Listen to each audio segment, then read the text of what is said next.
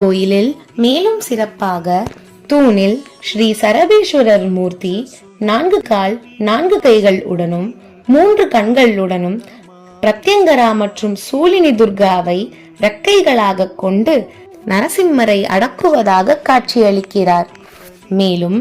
மண்டப தூணில் பஞ்சமுக ஆஞ்சநேயர்,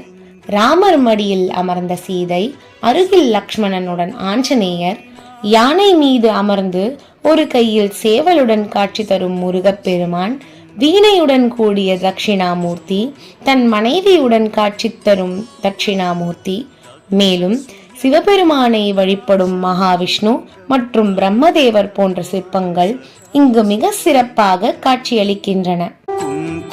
चन्दनलेपितलिङ्गं पङ्कजहार सुशोभितलिङ्गम्